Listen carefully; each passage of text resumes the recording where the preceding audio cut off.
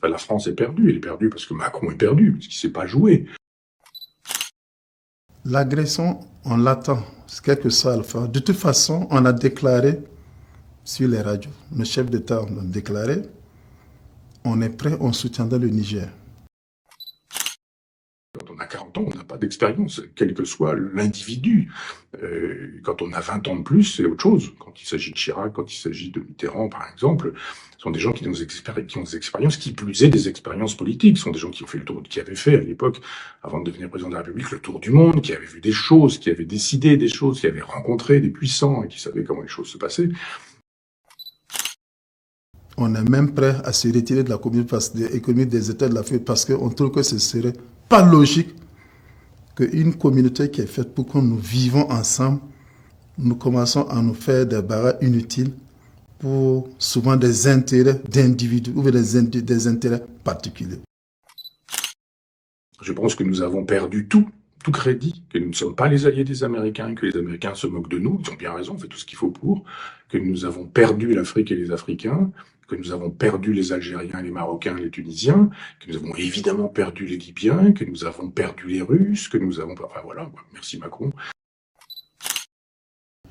Nous pensons au contraire qu'il faut penser aux intérêts des populations. C'est pour ça qu'on parle de la CEDEAO des peuples. Ce qu'il faut d'abord reconnaître, c'est que le Burkina Faso, le Niger, nous sommes tous déjà membres de cette CEDEAO, Communauté économique des États de l'Afrique de l'Ouest. À ce titre, on n'a même pas le droit de nous faire la guerre entre nous. Nous sommes partis sur des bases économiques où on a pris un regroupement, on se retrouve ensemble. C'est assez choquant de penser que parmi les mêmes États, on veut se faire la guerre entre nous ou que certains chefs d'État veulent faire la guerre à d'autres pays sous les prétextes de gouvernance, sous les prétextes de démocratie et surtout, ce qui est choquant, pour instaurer un régime peut-être qui est déchu par le coup d'État. Nigériens, mes chers compatriotes, depuis le 30 juillet dernier, nous vivons de notre chair les sanctions d'une ampleur sans précédent prises contre notre pays, le Niger, et son peuple suite aux événements du 26 juillet 2023. Ces sanctions visent notamment à nous priver des ressources financières indispensables au fonctionnement de nos institutions, à entraver notre vie quotidienne et à étouffer notre économie et le petit commerce.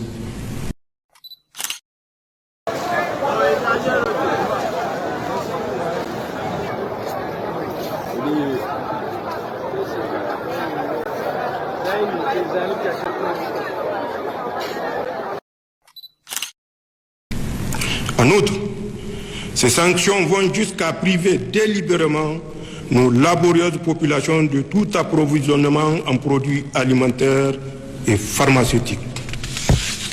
Finalement, comme s'il y avait un plan visant le démantèlement de notre pays, la CEDEAO s'apprête à agresser le Niger en mettant sur pied une armée d'occupation en complicité avec une puissance qui est étrangère à notre espace communautaire et à notre continent. C'est évident parce que tel que les armes sont déversées, c'est ce que nous avons dit. Nous avons pris le courage de dire qu'au Burkina, nous formons des volontaires pour la défense de la patrie. Du volontariat.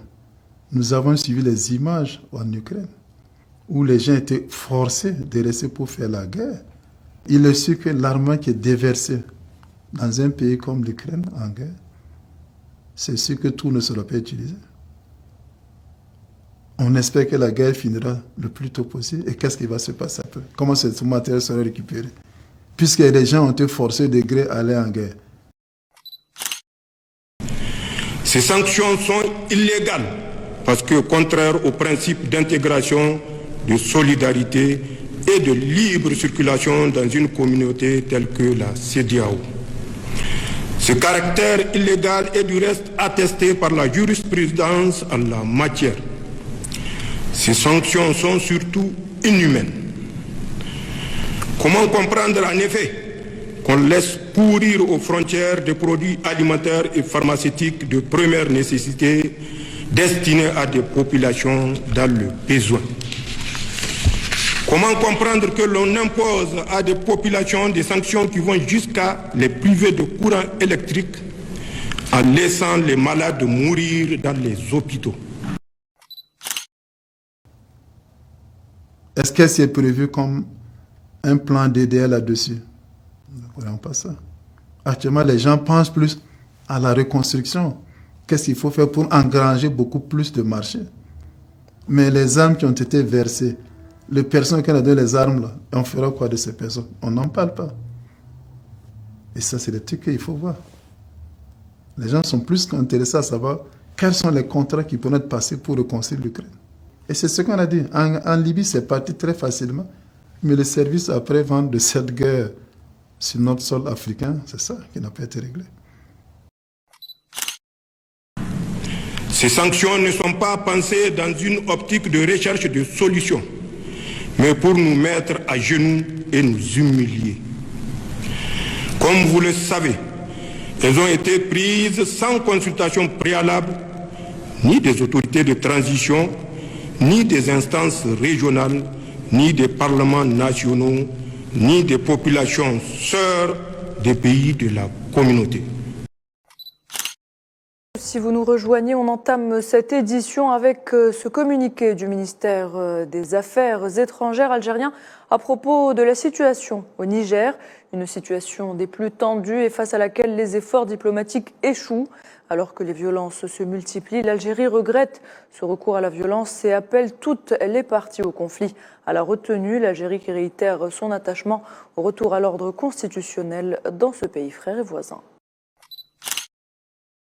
Nous espérons que dans le cadre du partenariat, tous les moyens seront mis en œuvre pour quand même arriver à tracer et à suivre ces armes-là qui sont déversées en Ukraine. Pour que ça ne vienne pas dans nos pays, en tant que ça ne vienne pas dans les pays africains encore.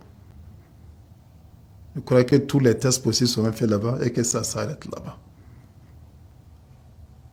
Que les gens puissent récupérer les armes qui ont été déversées et commencer à les détruire au fur et à mesure.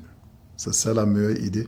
Et ça devrait être une des idées, un des plans d'action futurs de l'ONU et de toutes les organisations, et surtout de l'ONU. Ni le Conseil national pour la sauvegarde de la patrie, ni le peuple nigérien ne veulent d'une guerre et demeurent ouverts au dialogue.